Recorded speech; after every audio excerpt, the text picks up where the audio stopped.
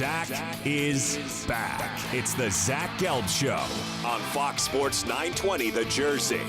Welcome back in, everybody. Time right now in the Princeton Orthopedic Associates studios is 5:15, 609-9199-D200. If you want to get in and hang with us on this very busy Monday, we're recapping the first weekend of the NCAA tournament, and I had the privilege of being in Buffalo, witnessing all the games, and now joining us does a tremendous job for CBS, breaking down all the tourney action, and he is the former Villanova Wildcats head coach, and that's my good buddy, Steve Lappas. Coach Lappas, appreciate a few minutes, and how are you? I'm doing great, Zach. How are you? Well, I'm doing great, and I took to my Twitter yesterday because I saw some people in the first two rounds were a little bit upset, and they were talking about, oh, we're not seeing buzzer beaters this year, and I said, hey, if you don't like this tournament after seeing what you saw the last 2 days, you're absolutely crazy. Just how about this tournament, Coach? It's been fun to watch. Well, yes, there's no doubt the first 2 days were a little anticlimactic. You know, everybody expects kind of the big upset those first 2 days, and we really didn't see it. But we saw some tremendous games on Saturday and Sunday. So I think the tournament has shown the parity that's in college basketball. Anybody can beat anybody, and that's kind of where we are. You have many recollections of the NCAA tournaments from different perspectives as an analyst and then also as an assistant coach and a head coach. You won a championship on Rolly's staff, and then you lost a few times when you were the head coach of Villanova. Take me through your recollections of this time of the year, being in those locker rooms with your teams. Well, it's so odd, and I'll tell you what's the oddest thing about it that you always feel bad about when a team loses. You get a team like Villanova, and I had some of these teams. Obviously, they were fortunate and good enough to win it last year.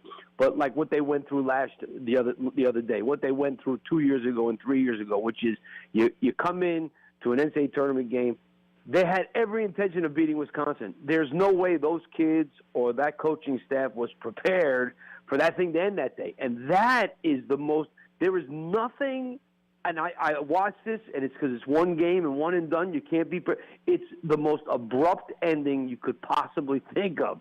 And you walk in that locker room after you lose a game and your season's over, and lose a game that you don't expect to lose. You think you're going to keep going on. You have all this hype getting ready for this game, and all of a sudden it's over. And I can't tell you the nasty feeling of the abruptness of the end of your season when you're in that situation. When it comes to an end a little bit earlier than you expect, and we all know at the end of the day only one team can win, but it doesn't make the pain go away any easier knowing that. What do you say to the team, especially when you have seniors and you know that the ride's over? Well, I had a couple of locker rooms that were completely, there's like a 20-minute cooling off period. I had a couple of locker rooms where we just sat there for 20 minutes and looked at each other and didn't say anything. I know when we were a 3 seed and we lost Old Dominion in the first round in triple overtime. That team was a Final Four team that we had. Now, we didn't do it and we didn't get by, but it was. And, those kids we were all stunned. And there's nothing to say, really, at that point to the kids. There's no solace you can give them because you know how heavy the disappointment is. And it's just a tough scene. Now, if you get to the Elite Eight, all right, not that you're prepared to lose, but you know you can lose when you get to that point. It's when you lose a game early in the tournament, like Villanova, who had no expectations of losing that game to Wisconsin, or you take Louisville, who loses to Michigan. They had no expectations of that happening, and now, boom, it's over.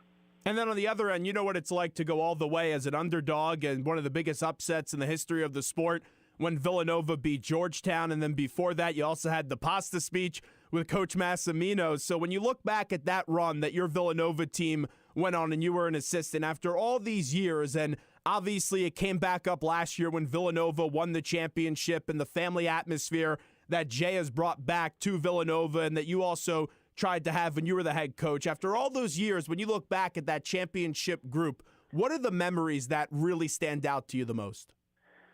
It was a kind of a surreal experience because it was my first year there as an assistant coach. But the thing that stands out the most is just the build up to the game, all the things that went with it, from going to the White House to the parade on Broad Street to how we played that night, to the exhilaration of going in the locker room after the game, to being on the court there, cutting the nets down. I mean, it was just a whole. There is, you could talk about the whole thing really, because it's all of it. Steve Lappas with us right now on the Zach Gelb Show, Fox Sports 920, the Jersey. Coach, I was in Buffalo, and I was shocked that Villanova lost the game. Yes, Wisconsin is a very veteran team with a tremendous coach, but the reason I was shocked, and going into it, you knew that Wisconsin was going to give them a run for the money, but when DiVincenzo hits that three with about 5.5 to play, puts them up by 7, I thought Villanova was going to be able to close it out, only one field goal down the stretch. What happened to the Cats in that final 5 minutes and 30 seconds in Buffalo? Well, I think what happened to the Cats more than anything else was they had a very fine line this year because they didn't have a lot of depth, and you needed everybody to play good, especially when you started playing teams that were really good at the end of the year. And Jenkins didn't play well, and that really hurt them. And then throw in there the fact they had no size. They had no big guys. I mean, that's why Nigel Hayes and Happ were able to do the things they did, and they were able to attack the basket. They didn't have a Daniel Ochef this year. And that was the case from the beginning of the year. And truthfully, I had been saying that, people were asking me about Villanova. I said, hey, look, Jay has done an unbelievable job. For that team to be the overall number 1 seed is incredible. But when they play UCLA, Louisville, Oregon, UCLA, Arizona, all these teams that have good front courts and good back courts, they're going to have a problem. Because if they play against guys who have good front courts, not just big, but guys that can play, it's going to be an issue. Now, I did think when I saw the matchup, I said, Hayes and Happ, that's not going to be easy. And there's no doubt about it, and they weren't easy, and I think that had a lot to do with what happened. Coach, since you mentioned Chris Jenkins, how much a difference a year makes, and everyone's going to remember him as a legend at Villanova for the game-winning shot. But last year in his last 10 games, he shot 54%, and then this time around in his last 10, he was 34% from the field. Just when you look at his tape and you go through his game a little bit more, what was the difference with Chris Jenkins this year in the tourney? I'm going to guess it's just confidence. You know what I mean? He's the same player, but let's understand this, and I said it last year, that from January through the championship, he was Villanova's best player. It wasn't Josh Hart. Don't get me wrong. Josh Hart was really good, but it was Chris Jenkins that was the most responsible for that run. Not that Arch was it, not that Ochepa was. He was the key guy because with Villanova, their whole deal on offense is about the spacing. And the reason why they space so well is because they have a 4-man in Chris Jenkins who can shoot the ball from 30 feet. And when he's not hitting from 30 feet, it kills a lot of their spacing, which hurts all the other guys on the team. Couple that with not having anybody in the low post to make a shot 5 feet from the basket when you're not hitting from the perimeter, and there is your recipe for, not disaster, they had a great year, but your recipe for a loss. When you have a player that's in a slump, and obviously he knows what it's like to hit a shot on the biggest stage, but with this NCAA tournament now compared to years ago, there's so much pressure with the social media added into it and everyone having an opinion and everyone having a bracket and the games on radio and TV as well on 9,000 different platforms. When you're on that big of a stage as a coach, what can you say to a kid to maybe ease his mind a little bit and try to get him out of that slump? I'm sure it's the same thing Jay and every other coach will say, concentrate on the defensive end. Concentrate on making some good passes. Concentrate on just being in the flow of the game. Don't worry about your shot. I mean, there's 9 zillion canned lines that every coach in America has used to try to talk a guy out of a slump. You know what I mean? I want to shoot extra shots, Coach. No, don't shoot any shots. Just go shoot 1,000 shots. I mean, there are a myriad of things that I'm sure Jay Wright tried and every coach has tried who's had a guy who just, falls in a slump. With DiVincenzo, he was stellar in this tournament, and he really was an imperative player for the Wildcats, and he was all over the court in the first game, getting 11 rebounds and then having some big shots in the second game. With DiVincenzo and this group moving forward for next year, what do you like about Villanova? Oh, they're going to be really good. Now, I mean, Bridges didn't end the year on a real high note either. He's another guy that's, struggled at the end of the year, had a couple of scoreless games. But they're going to need him to step up next year into a different role. And he's going to have to step up into that role that everybody seems to have stepped up into for Jay, which is when it's your turn, you got to be ready to get some things done. Jalen Brunson, he's proven that he can do it on an everyday basis. Bridges has proven that he is a terrific supporting guy. Can he be a guy? That remains to be seen. And I think Brunson has proven he could be a guy. But you need a couple of guys And I think that the question is Mikal Britt. Now, obviously, they've got Spellman coming in. DiVincenzo, I think, is proving.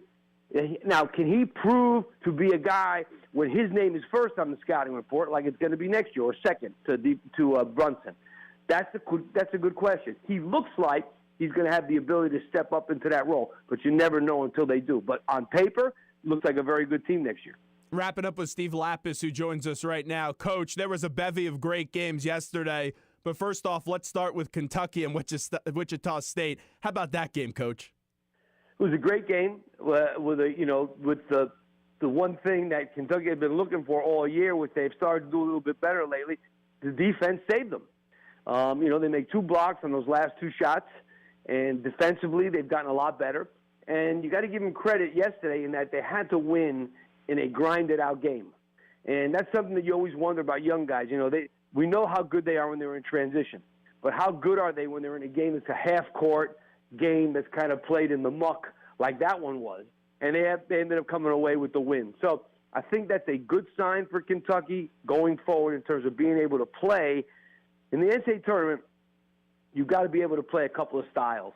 You can't win just playing fast because you're going to play teams that don't play fast, and they're going to slow you down. But you got to be able to play slow. You got to be able to run when you have it. And I think that Kentucky, that was a step in the right direction for them. They're still better in transition, but at least that was a step of them showing they can win that kind of game. When I look at the job of the committee this year, and overall I thought they did a good job, and some seeding questions, of course, people could take umbrage to, and every time you have the evaluation of the committee, you're not going to have 110% people healthy. That's just the nature of the beast. But the one where I'm just really agitated with was the seeding of Wichita State being a 10 seed. They've been to the tournament 6 straight years. Greg Marshall has done an incredible job. How does a school like Wichita State, Coach, just gain some more respect? Because for them to be seeded as a 10 seed, I thought was highly disrespectful. It is disrespectful, Zach, but then again, take a look at their resume. They had 2 top 50 wins all year, and they were both Illinois State. That's it. No bad losses, no question, but the only 2 top 50 wins they had were against a team in their own league. They went through the league, beating everybody by 40. It's not a great league. So I got to be honest with you, they're a difficult team to seed because I don't know, what do you base it on? If you want to base it on how they look, yeah, some basketball people like me, I thought they looked like a pretty good team. I had them a couple of times this year. But if somebody else tells me, well, I didn't think they looked that good, I understand that because I think this lady looks good. You don't think, she looks good. Beauty's in the eyes of the beholder. So if you're going to start making this thing a subjective thing totally, then it's going to be tough. The numbers really did not bear out them being much better than a 10. You want to make them an 8 or a 9? Okay, I could buy that. But I don't think the numbers bear out that they should have been that much higher than a 10. To me, the biggest thing that they did on this, the tournament committee made as a mistake, they put Dayton as a 7 seed, Indianapolis, and they put South Carolina in Greenville. That game last night was a home game. You had a 7 seed that had a home game last night against Duke. They could have easily put South Carolina, who was a 7, in Indianapolis, and take Dayton, who was a 7, in Greenville, South Carolina.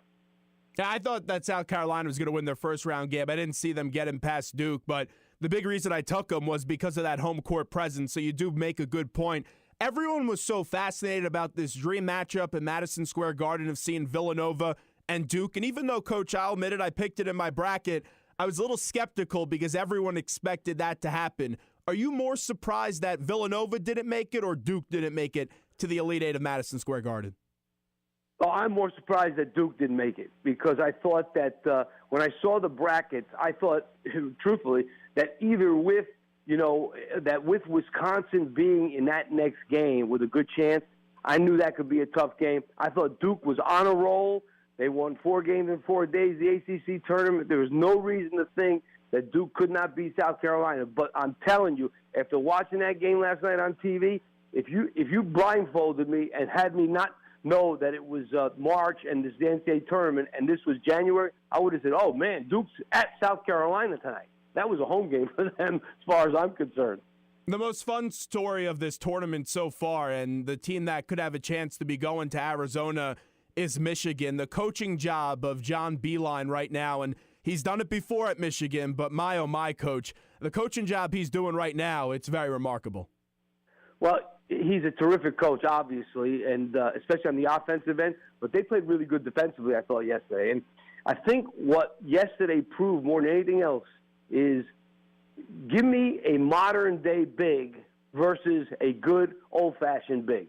Louisville has the old-fashioned big.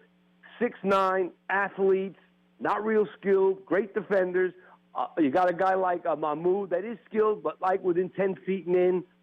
They could all make post moves, things like that, but not step-out guys. You give me a Wagner. You give me a DJ Wilson. You give me a DJ Wilson from Michigan. Those two guys that face the basket, make threes, can put the ball on the floor. Little soft, not great rebounders. Those other guys from Louisville, tougher, better rebounders. I'm taking the modern-day 4 and 5 man over the old-fashioned throwback 4 and 5, and that was the difference in the game. Michigan had the modern 4 and 5. Louisville had the old-fashioned 4 and 5. Coach, lastly, I need some predictions representing the East in the Final Four and also the West. I'll give you the teams real quickly. In the East, Wisconsin, Florida, Baylor, South Carolina. And in the West, Gonzaga, West Virginia, who's just had an incredible press in Buffalo, Xavier, and Zona. Who do you like coming out of that left side of the bracket to meet up in the Final Four? Well, I'm going to go right now with Wisconsin. I think Wisconsin has experience. They got inside. They've got outside. I think, now that bracket is completely broken up with Duke and Villanova gone, I'm going to go Wisconsin on that side. I'm going to go with Arizona in the West. I think they're going to have it. I think they'll play Gonzaga, and it'll be an unbelievable game. That will be one of the best games in the tournament, I believe, because both teams are really good. It's splitting hairs for me to pick Arizona. And that is a 50-50 game as much as you're going to have in this tournament. So I would say those two from that side. Do you go Kansas, Purdue, Oregon, or Michigan? Who gets out of the Midwest? That's a really tough one. I think it's going to be Kansas and Michigan in the regional final. I'm going to say Kansas, even though initially I thought Louisville was actually going to get there before this whole thing started. But I'm going to say right now, the way it stands, Kansas will get there. And then in the bottom of the bracket, it's going to be there's another great regional final. I mean, the regional semifinal between UCLA and Kentucky is unbelievable, but you're going to have a final probably with North Carolina, and I'm not taking anything away from Butler, but I don't think they can hang with Carolina on the glass. I think it's going to be Carolina and UCLA in the regional final. Coach, and then before we let you run, as we're talking to Steve Lappas, last one with him, does a great job now for CBS and then also Sirius. I just want to get your take on Lonzo Ball because the kid's a tremendous player. He put on a clinic last night of what it is to be a basketball player. But then with his father being overly loquacious, if you're a coach and you have a situation like that where the dad's talking a lot and trying to monetize off his son and build up his brand, how do you handle a tough situation like that? It's tough, but the bottom line is as long as you keep winning, everything's fine. You can work it out. The problem comes when you lose and you got to deal with all that. When you win, everything seems to fall into place. Coach, you're the best. We appreciate it. Thanks so much. You got it, Zach. Take care. There's Steve Lappas joining us on the Zach Gelb Show, Fox Sports 920 The Jersey. What we'll do right now is we'll take a quick break. When we get back, we got to squeeze in a little Temple football action because their spring practices have commenced, as today was the first spring practice in the Jeff Collins era. I was down there on 10th and Diamond today, so we'll play you some audio, and we also got to give some final impressions on the first weekend of the NCAA tournament. We're now advancing to weekend number 2, and next weekend I will be in Madison Square Garden. We'll have a live show Friday in New York, and then I'll be there for the East games in the top left part of your bracket, which right now I'm sure a lot of people, you're ripping up that bracket and it's all destroyed. I think I have about 9 or 10 teams left in my Sweet 16.